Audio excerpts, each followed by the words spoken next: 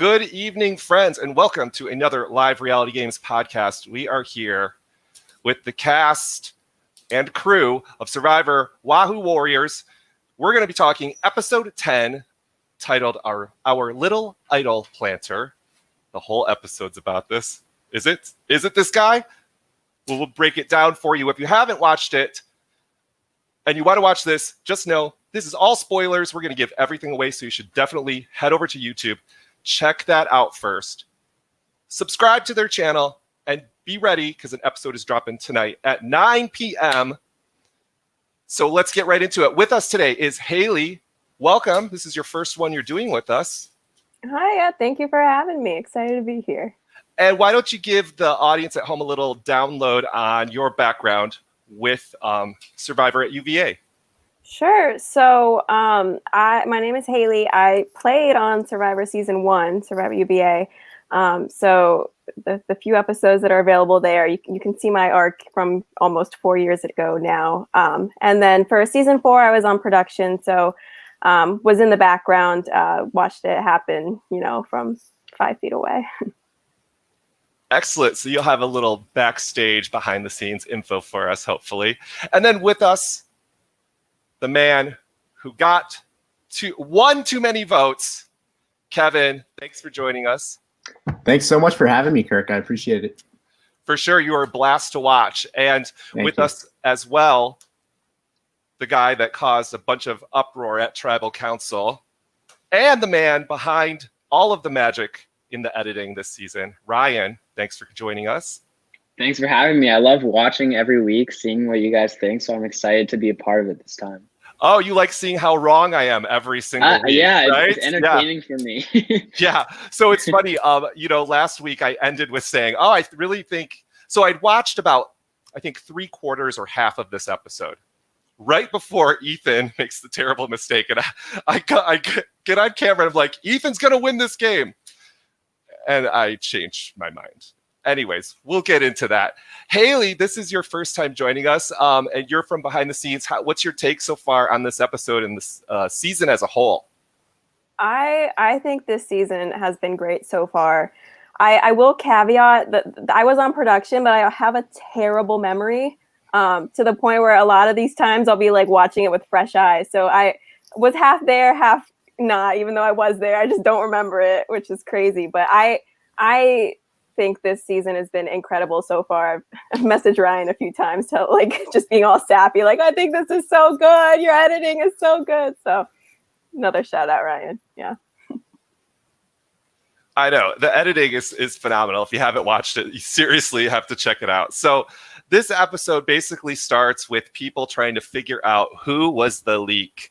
Who was the leak at Tribal Council or before Tribal Council that set the stage pretty much for this episode. You guys were in the know, right?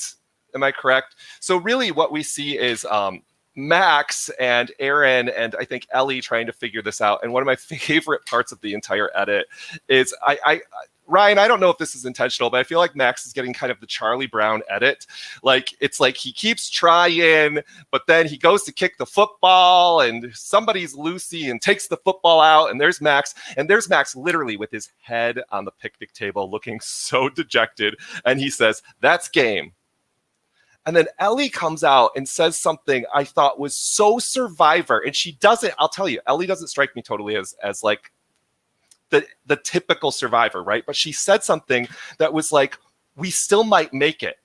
And I feel like that is the spirit of a Survivor that plays this game. I don't know. So, Hailey, what was kind of your take at the start of this episode when everything went into chaos mode?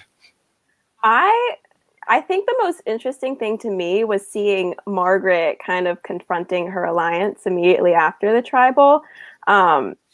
I mean, if I was there, and I don't remember her saying that, but I think it's kind of like a bold move almost to be so direct and upfront and honest with it wasn't just her, Super Mario Bros. It was the entire alliance she voted with. That's a lot of people that she may not have been super tight with every one of them. And to kind of say that and kind of air out the dirty laundry with Mario in front of everyone and say I went out on a limb for you guys. I flipped alliances for you guys. and Mario, you blow up like that. I don't think that's cool. I was so shocked, but good for her, I think. Yeah, it was a lot to deconstruct last week for sure. Ryan, you were visibly shocked at the language being used. I saw that right in the edit. So I mean, what was going on in your head?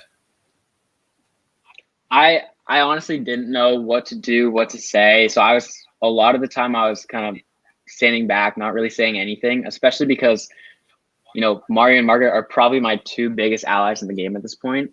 And so to see them going back and forth was just like, I think I said it in the episode, it literally felt like my parents were divorcing, because we had been playing this whole game together so far, and to see the tension and all of that, it was hard to watch. And I was kind of unsure about where we would be led, where our alliance would stand. And that was kind of also the basis of my entire strategy of the game, was working with these people. So to me, it felt like, oh God, this is the end. Like, I don't know what to do from here. It definitely got for lack of better words, it got real. It got very emotional. It got, and the emotions were real. They were personal. People were taking them to heart, you could tell. Kevin, I'm kind of interested because we've seen a lot of different moments where you're talking with Mario this season, and some moments that I've talked about where Mario's super direct with you to a point where sometimes, I don't know, it depends on your personality if you're going to vibe with that or not. I just want to know if you could, or maybe tell us a little bit more about your particular relationship with Mario this season. Yes. Yeah. Mario and I, to this day, are very, very good friends. We're very good friends. And so first year, I had no clue that he had signed up for Survivor, but the first day I was like, wait, I kind of recognize this kid on the other tribe. Like, I had spoken to him very briefly on the stairs, but I didn't know where I recognized him from, but I knew I recognized him from somewhere, which I also knew like literally nobody at school, because this was one of my first weeks at school, and I'm from Connecticut, so I'm out of state. And I did not know a lot of people. And so after the challenge, after I had, in the first episode, I walked back with Hannah and Lauren and Ethan. Mario was walking back to the same dorm. And so ends up, me and Mario literally lived 3 doors down from each other. Like, he was just a 5-foot walk from my dorm room.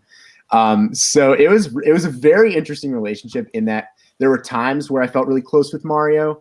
Then there were times where I felt less close with Mario, but there was always the threat every time I walked back from an alliance meeting that Mario would be waiting in the common room, and he'd be like, stop right there, and then pull out the camera, and we'd start recording, because his dorm room was the one right before the common room, and then our common room had like an open window where you could see everyone walking by, and mine was right after the common room.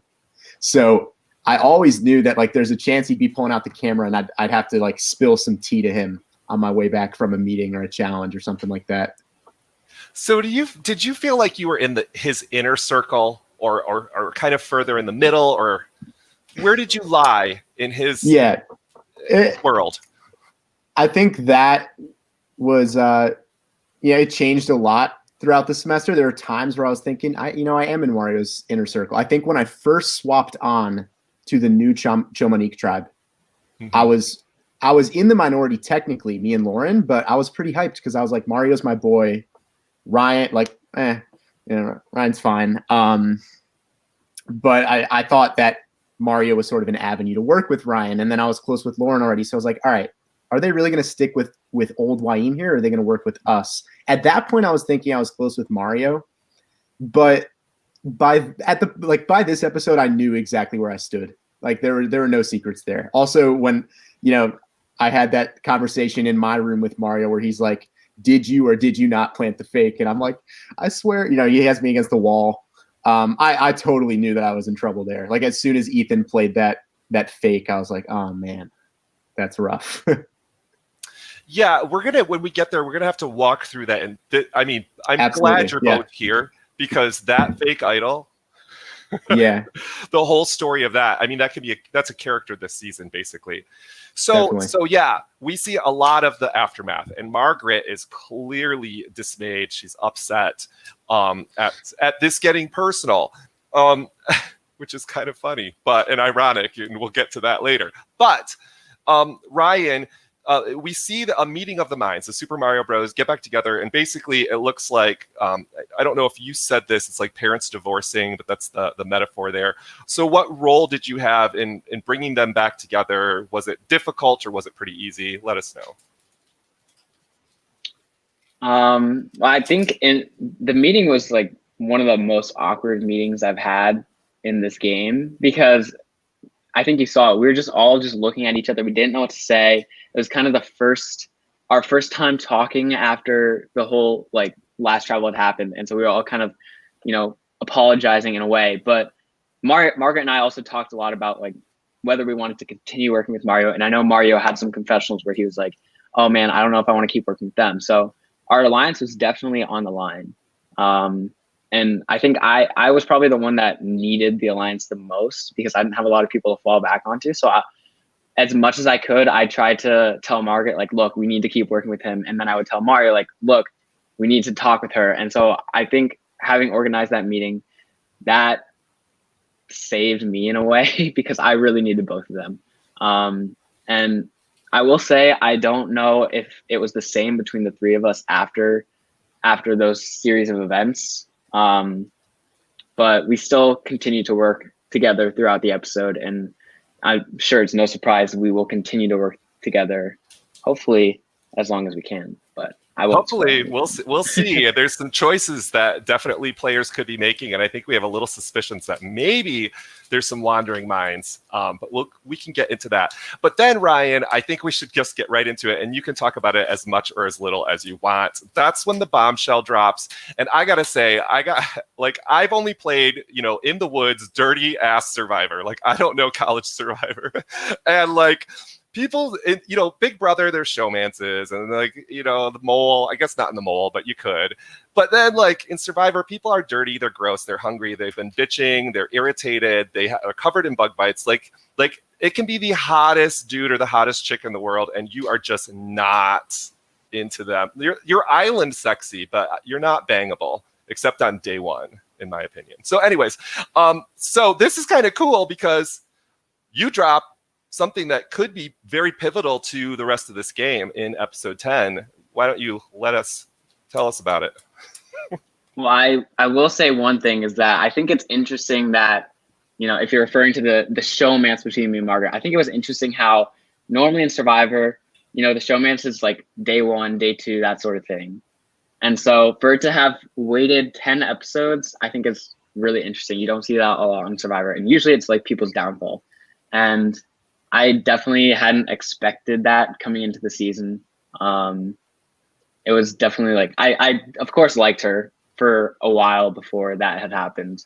And then, we kissed, and then the rest is, I won't spoil too much about what happens, but it definitely put our alliance in a different light, because me and Margaret right now are a lot closer than the three of us with Mario. So Mario is on the outs of that duo, but Mario still has Lauren and Ethan.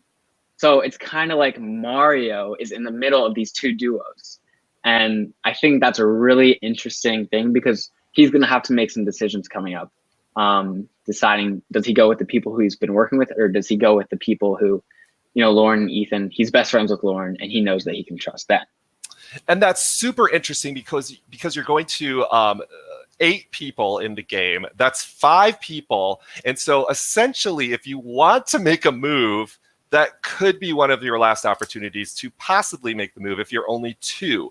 So we have heard Lauren and Ethan at different points in the season. I can't remember if my notes say it's this episode, but they've said at times, should we always go with Mario's instinct? Like, should we make a choice for ourselves? And of course, every Survivor viewer's like, yes, make the choice for yourself, do it. So we'll see. I mean, I don't know. And that's what's really interesting. I mean, I want to jump around right now because, like, Kevin, you gave Lauren an idol. Like, let's just get right into that, because I was a little like, I've given idols away. It would piss me off if I got voted out by somebody who I gave an idol to. Yeah, I mean, Lauren and I, it's funny, we still talk about this to this day.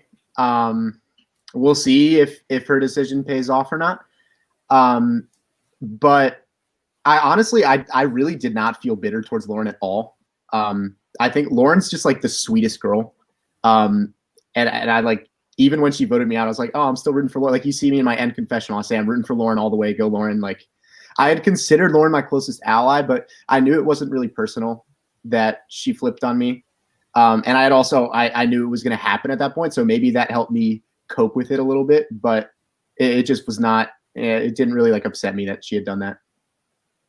After meeting Lauren last week and kind of watching this episode and seeing like if that fracture did happen where Ethan, Mario, and Lauren did like solidify and kind of sneak to the end together, I think Lauren could beat them both maybe handedly now after meeting her. She's got something in her personality that's really warm. I dug it. So I could definitely see that happening. So a question I have for you guys, because another person I just love their storyline is Max. I just find him, like I said, he's he's Charlie Brown in the episode. He can never get a leg up. He keeps trying, but I love that survivor spirit. But it seems like he kind of got down for the first time. What was your guys' take on him? I mean, we'll get into the challenge, but he wins immunity. Did Max need immunity, Kevin? Was this critical for him this round? So I'd say yes, from what I understand, yes, in that when the main option going into that vote, when I had talked to Lauren and Ethan before, and keep in mind, Lauren and Ethan, at the point I was voting out, were still my closest allies. But especially Lauren was pretty gung-ho on voting out Max. She was like, I'll totally vote out Max. But once he won immunity, I was like, damn, so who we voting out now? In a way, Max was a shield for me at that point. So his name being off the chopping block was sort of, damning for me.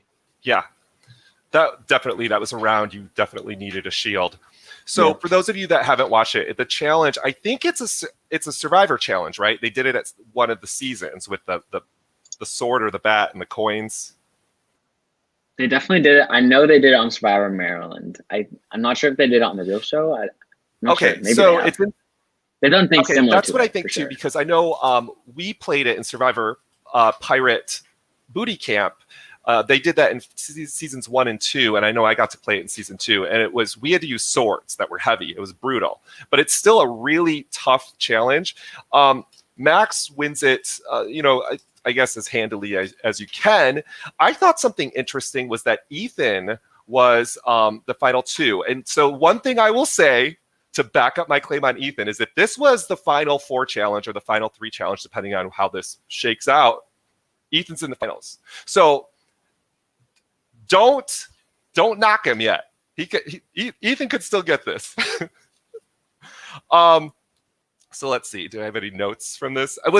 So Kevin, when you didn't win immunity, how were you feeling? That challenge was frustrating for me. First of all, I went into it knowing that I was not gonna win it really, which, I mean, bad mentality, but that's just not my type of challenge. I like the more like the capture the flag challenge in episode 2 is like a type of challenge that I find fun.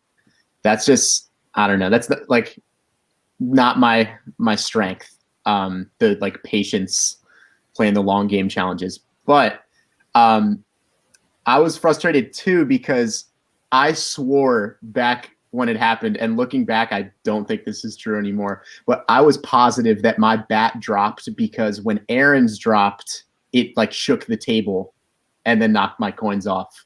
So I always still talk to Aaron about this because I was like, Aaron, you are the reason I didn't win that immunity, which is so ridiculous to think. But that was how I saw it then. And speaking of Aaron, you also, I think it was earlier in the episode, you said to Aaron, kind of throwing Mario Bros under the bus at that moment, which was really interesting. And I was like, okay, Kevin's making moves this round. And I'm so glad both of you are here because both of you actually made moves consistently this round. Ryan was like saving his alliance at the beginning of the episode all the way to really playing at the end. But I really, this is where the titular part of this episode comes to play. So Ethan sends a text message to the incorrect group that says, what was it? Our little idol planter. And so it's vague enough that it could be maybe a couple people, but also it's close enough that we're pretty sure who it is. So, I mean, guys, you just need to walk us through this because I want to know what you are actually thinking in this moment. Did you know who planted did you know it was Tommy, or was it Tommy? Like, I'm even confused. Which idol was it? So, Ryan, why don't you take us through some of this? Okay, so everybody in the first years, except for Kevin, I think, had suspicions that Kevin had planted the idol that Tommy actually planted. And the reason we thought that is because one of Margaret's friends, one of her friends that lived in the suite next to her, just randomly had a class with Kevin and told Margaret that Kevin had made a fake idol, but it was a complete lie. And so we all believe that because why would someone just lie about that, right? And we're like, okay, this kid has been lying this whole time. He's been swearing on his life, swearing on his family that he didn't make this idol. And so we all thought for sure he made it when, obviously after the season we find out, oh, it actually was Tommy. But that was our whole reason for wanting to take him out. And I think it was Ethan who sent this message in the group chat that said, someone is asking who our little idol planter is voting for, and referring to Ellie asking that. And we all knew, actually, when it was first done, I thought he was talking about me because I had planted that idol earlier in the game on Kevin and Hannah. So I immediately texted Ethan. I was like, are you talking about me? And then everyone else also started texting Ethan, like, Kevin is in that chat. And so we were all frantically texting, like, covered up. I think Ethan made this really, like, stupid cover up that was like, Max said it or something, or Max is the idol planter. And so it was just this complete hectic thing that, like, caused so much paranoia. We weren't sure if Kevin had seen it or if he believed it. I think Kevin can probably talk on what his opinions were on that. Yeah, I can jump in there. First of all, the guy in my astronomy class, that, like, to this day is the most shocking thing. Like, I remember when someone first told me after the season, like, oh, we thought you planted the idol because some guy told Margaret, and like some guy who wasn't even in the game. This was a guy who I'd sat next to, like, I don't know, a couple times in my astronomy class, and he was friends with Margaret, and he knew I was in Survivor, so he'd ask me every now and then, like, yo, how's Survivor going? And I'd be like, good, I still can't find this idol. Like, I'd come to class and be like, I just looked for an idol for 2 hours and I couldn't find it. And that's all he knew. I didn't tell him anything about who I worked with or anything like that. And so apparently Margaret went to him and he literally said, like, I don't even know how this happens. He's like, oh, like, did you find out about his fake idol yet? And so I think that killed me because I had worked so hard. I mean, I know you've talked about this a bit on, like, the past episodes of the podcast, and you saw it in the episodes even. Like, I worked so hard to get that suspicion off my back. I showed them my Amazon history, and literally there's one meeting that you see a clip of. It's just me and Ryan sitting in the dining hall, and I was reading off a text from my dad that I think I even called my dad, like, put him on the phone with Ryan. He's like, yeah, like, Kevin did not plant the fake guy, because I told my parents everything I did in this season. But it literally just made you so much more. Yeah, they're like, oh, he's trying too hard. Like, he must have planted. Like, no way. And they thought the other thing was, oh, like, Kevin needed to call his mom to get their Amazon password. But I was 18. Like, I didn't have my own Amazon account. I'm not ashamed of that. I just didn't have one. And if that's what, like, if that's the evidence you guys had against me, then so be it. But that was frustrating. Then as far as the little idol planter texts, I was walking back to my dorm from class, and I remember right where I was walking, and just seeing that text and being like, I got like a weird feeling in my gut where I was just like, oh no, like, what does this mean?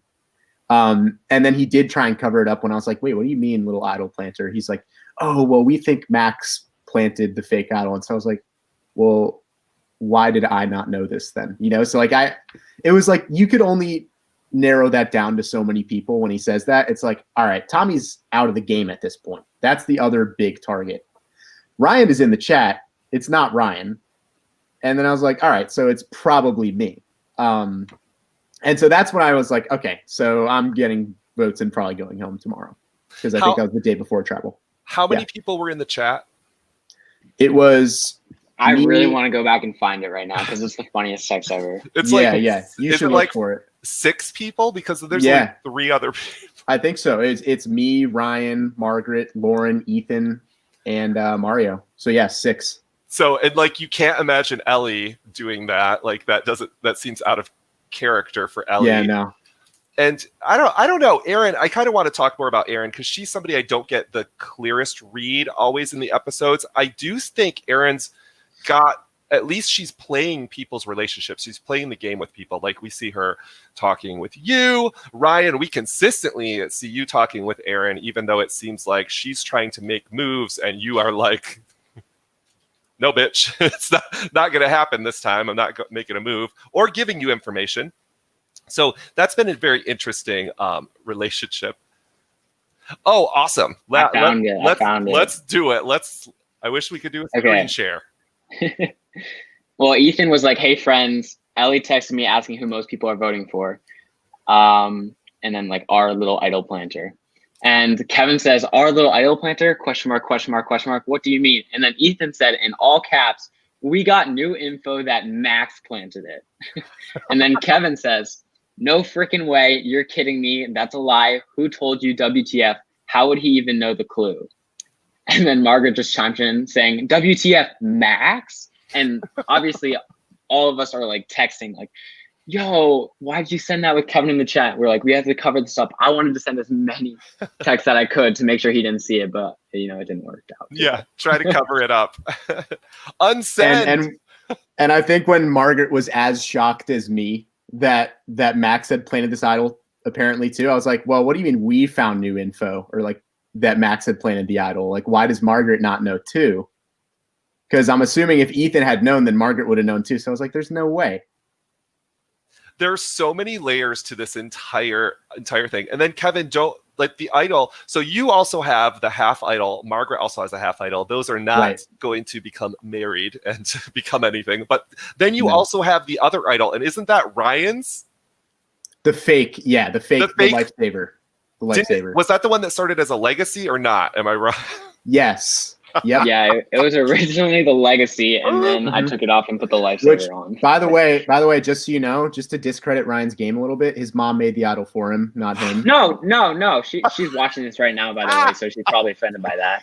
I know. Please comment. This is Anderson. This is no offense to you. You made a great idol, a great fake idol, but I'm just saying Ryan didn't make it. No, she gave me the supplies, and I used my creativity to make a beautiful idol, which Tommy then completely shit all over when he was talking about it, which I was pretty offended by, but that's in the past. It was a lifesaver. I mean, it's a metaphor for Survivor. It's saving your life in the game. Why not? I still want to see like a rave Survivor and it's just a candy necklace. That is the immunity. And see how if you eat it, it's gone. It's no more immunity. So I mean, do we want to get to tribal? I mean, because that's the good stuff. Man, that was you guys. Both of you are interesting to watch. You made moves, but Kevin, it was both cocky and very odd at times. It was hard to watch. It was honestly so hard to watch. I think Haley sent me a Snapchat like like this is so bad. Like I can't watch this. And she's totally right. Like it's not just this episode, so many episodes looking back 2 years ago. It's just like, God, why did I do that in front of a camera? But that tribal in particular, I mean, at least I explained myself. Like I was trying to be cocky. I was trying to maybe like scare someone into throwing their vote away. And I think it almost worked. Like, no, I was so scared. I thought it kind of worked for me. Yeah, he was mad. We'll get into that. I was a little bit mad. So you're dancing into tribal council, you're flashing fake idols, you are, I mean, some of your reactions, I almost want to just break down things, but I also have, I have 2 pages of notes on tribal council and I just let you guys talk. I mean, I was just confused at times. Okay, here's a question. Did you ever consider, because we saw you talking to Lauren and Ethan, and I do think that was probably I think that was a smart move. I could be wrong, but maybe trying to find a wedge there. Did you ever think of telling Ethan or maybe just lying to Ethan that it was Margaret or Ryan that hid the fake idol, that one of them, because Lauren was already concerned about Margaret, or what, did you try that? Yeah, that I don't think would have worked on Ethan, because I was the last person Ethan would trust, and I was public enemy number one. Like, from Ethan's perspective, he was so sold. I mean, they had just been told by fact by this guy outside of the game that I planted this fake. Like, there was no reason for them to doubt that. I don't blame them for suspecting me for planting the fake, because some guy literally told them that I planted it. And so if I had tried that on Ethan, I don't think it would have worked. What I was trying to do really was, first of all, I was trying to play the sympathy factor with Lauren. I was like, oh, I played you an idol, come on. And then with Ethan, what I was really trying to do, and I think I came off wrong at Tribal, this is something that stood out to me, is I was trying to say, like, Ethan, trust me, man. Like, I think I know the dynamics going on right now. I think you're going to be one of the next people out if I go. Like, I think I am loyal to you. I trust you. I want you to trust me. And like, I really had no options in this game other than sticking with Ethan. So I was trying to relay that to him, like, tell him, I am going to stick with you. Just stick with me. Like, you're voting out one of your own numbers here. But it totally came off as a threat. Like, it sounds like I'm saying, like, you're next. Like, if I'm safe, you're next. That was not what, and he even says, that kind of sounds like a threat to me, which I don't know why I just let that comment pass. I wish that I was like, no, that's not a threat. I'm trying to help you out. But I don't think there were any other. There's no way I'm getting Ryan's vote. There's no way I'm getting Margaret's vote, because Margaret and I were like sworn enemies in that game, just like pitted against each other from the start. But I think if I was getting one more vote, it was Lauren or Ethan, and that was really the only way I was getting out of that tribal council safe. And it doesn't seem like there was a way to get Lauren and Ethan or one of them on board with the others to make a move. And maybe they're going to make the right choice. And if they are going to make a move, they're going to do it in the next couple of rounds. I think that might be, my gut is telling me that would be Lauren and Ethan's best case scenario. But then again, I've been wrong this whole season. So let's watch it happen again. So Ryan, you start the whispering. Is it the idol that really triggers that, or it's what is going on, and what were you guys talking about? Yeah, so some context for our decision going into Tribal is we were already kind of scared that Kevin might have an idol. And so me, Mario, and Margaret were seriously considering just voting for Ellie in the case that Kevin did have an idol, because nobody, I think, would have expected that, and it would have guaranteed our safety. And I think it was like last minute, we're just like, all right, screw it. We just have to take the shot at Kevin. So we ultimately, going into Tribal, we had decided that we wanted to target Kevin. And then Kevin pulls out this half idol, which I didn't know was a half idol. I thought it was a real idol, because I saw it and I was like, okay, he has an idol. Like, he's trying to flash it to all of us. And the whole time, like, while he's talking, I'm trying to think, like, what should I be doing here? What is my best move? And in my mind, I kind of assumed that even if it was a real idol, I didn't think he was going to play it, because I didn't think he would have shown it if it was a real idol. So what I wanted to do was pretend like I was whispering to all the first years and changing the plan away from Kevin so that he would feel confident in not playing the idol if it was real. So I whispered to Mario first, and I was like, Mario, I think he's bluffing. I'm just whispering so that he thinks we're changing the plan.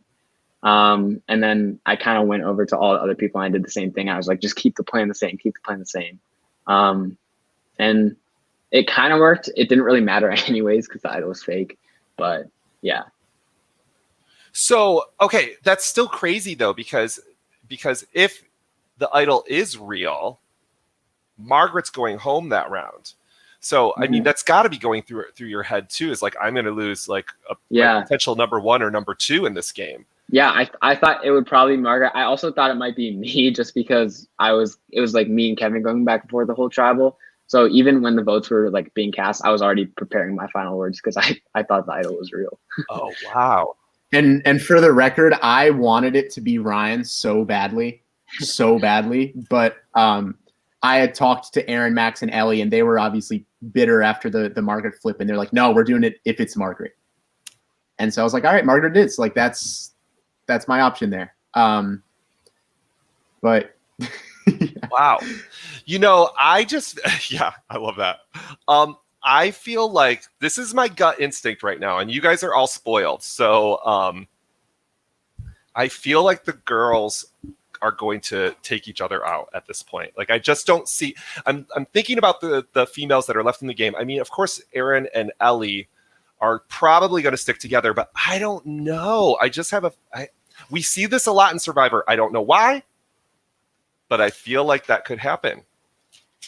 Everybody here has such great poker faces. I have no idea what actually happens. I'm trying to read the contestants when I talk to them for everybody at home and like trying to get little bits of information. But you guys have been really good. I'm completely unspoiled on this season. It's the first time ever, so it's awesome. Okay, so now I know that wasn't your fake idol. That was the half idol that you were flashing. That makes more sense to me. One thing that I thought was interesting, and this is I got to say it, Margaret, because I got to call it as I see it. Margaret is reassuring you, Kevin. Like she's like, you're on our side, right? You're going to vote with us. And I'm just thinking, Margaret, is this the same Margaret from last week and the week before and the week before? So I don't think anybody owes you reassurance, Margaret, but still good gameplay from her for her to do that and try to just make everything feel better. But I love the dramatic irony in all of that. So, okay. One of the other interesting things that happens here, and I think something that we can take away from future Survivor players, is that there was an idol clue at Tribal Council. What a brilliant thing. I've seen this happen. I was a tribe handler for Survivor Pirate Booty Camp Season 3, and we had the same thing, and it was at the confessional, and everybody had to have a confessional, and they passed by the scroll sitting on the ground, every player. So I have a question maybe for you, Hailey. I don't know if you know this. If Kevin reads the clue there, can he find the idol at Tribal Council? Honestly, I don't remember. I don't remember if the idol was hidden. I think I remember actually where that idol was, and I think I would have had to take a hike. Oh shoot! I think I would have had. Yeah, had I seen that clue, I think I literally would have been like, all right, like, let's just stop Tribal for a good 30 minutes and just ran. Like, because I was like, there's a 99% chance. Like, my main strategy was like, I'm holding up this half idol. I want someone to think it's a real idol. And then I wanted them to switch the votes. That was the only way I was getting out of it. But if I had a real idol, there was no question I was playing it.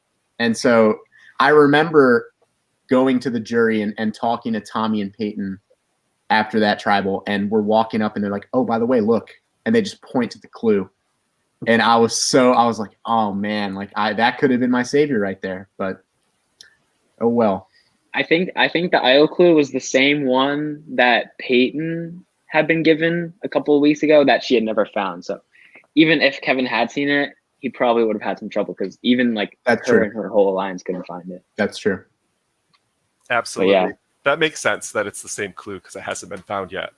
Interesting. So for you future Survivor players, you have to keep your eyes peeled all the time, and you might make fun of players that are constantly looking around and look because you look a little shifty. But the truth is, the more meta this game gets, the more idols are in the game, the more clues are in the game. You have to keep your eyes peeled and swim over to the sit-out bench and grab that clue if it's over there.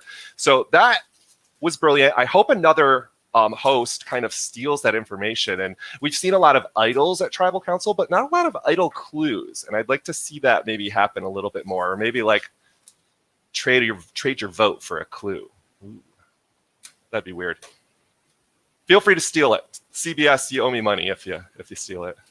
But we're going to have to end this early, my friends. Usually we go a little bit longer. We have another podcast coming up in 15 minutes. we're going to be doing a cast assessment for Live to Give next year, a charitable Survivor event. Looking forward to it happening. Knock on wood that we beat COVID. To each of my fellow panelists tonight, I hope you have a safe and happy Thanksgiving. For those of you at home, I don't know if I should say this, but Kevin and Ryan are in different houses right now, but they're actually roommates after all of this went down. So, things don't last in the game. People change. It's all good. It's just a game. And Hailey, thanks so much for joining us. I hope the caliber of this gameplay matches season 1. And with that, we'll see you shortly. Thanks, everybody.